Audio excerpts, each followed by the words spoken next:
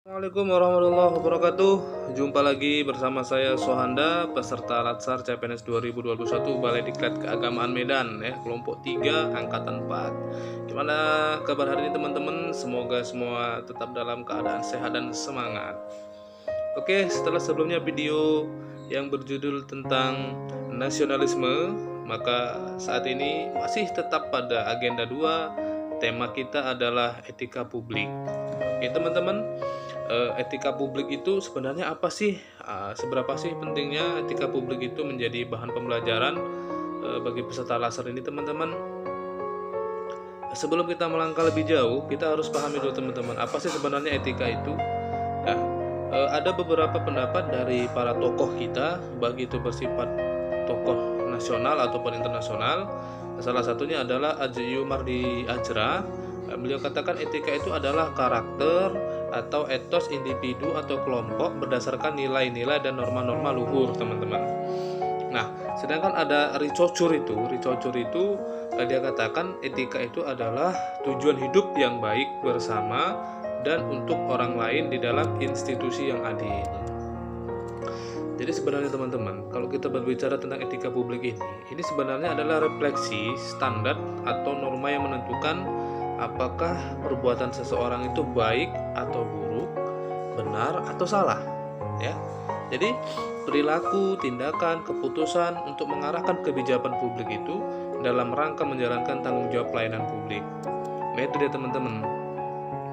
Maka di dalam pelayanan etika publik itu sebagai seorang ASN itu ada aturannya teman-teman, ya. Lihat saja di di Undang-Undang Nomor 5 Tahun 2014 itu ada prinsip sebagai aparatur sipil negara di pasal 3 teman-teman. Apa dia? Ada nilai dasar, ada kode etik dan kode perilaku, komitmen, integritas moral, tanggung jawab dan pelayanan publik.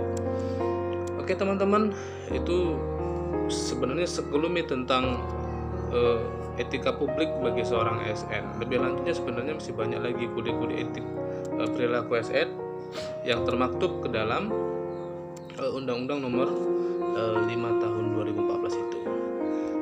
Sebenarnya teman-teman, di dalam etika publik itu juga ada sebuah dimensi, ya. Dimensi etika publik itu merangkum dari beberapa hal. Yang pertama ada dimensi kualitas pelayanan publik, ada dimensi tindakan integritas publik, dan yang terakhir ada dimensi modalitas.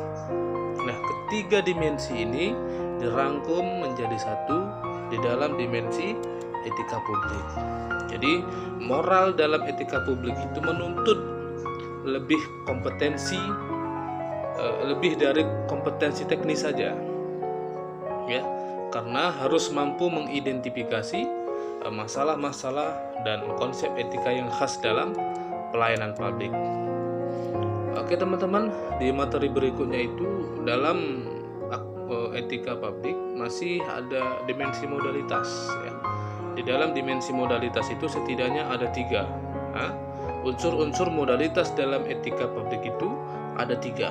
Yang pertama ada akuntabilitas, yang kedua ada transparansi, dan yang ketiga ada netralitas, ya. Jadi ketiga itu adalah dimensi modalitas dasar bagi seorang pegawai negeri sipil. Jadi dimensi tindakan itu diharapkan dapat mewujudkan integritas ASN dalam menjadi pelayan publik, ya.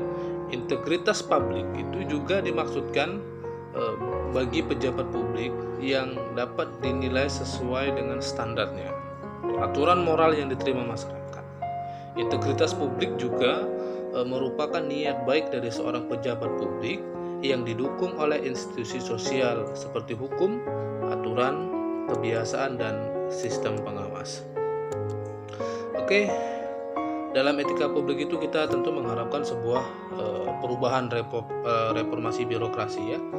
Ada 8 hal yang perlu kita rubah dalam reformasi birokrasi kita. Yang pertama ada manajemen perubahan, ada penataan peraturan perundang-undangan, ada penataan dan penguatan organisasi, ada penataan tata laksana, ada penataan manajemen SDM, Dan yang keenam ada penguatan akuntabilitas, yang ketujuh ada penguatan pengawasan, dan yang terakhir ada peningkatan pelayanan publik. Oke teman-teman, itu yang dapat kita uraikan dalam kesempatan video yang bertema tentang etika publik. Salam semangat, tetap sehat. Assalamualaikum warahmatullahi wabarakatuh.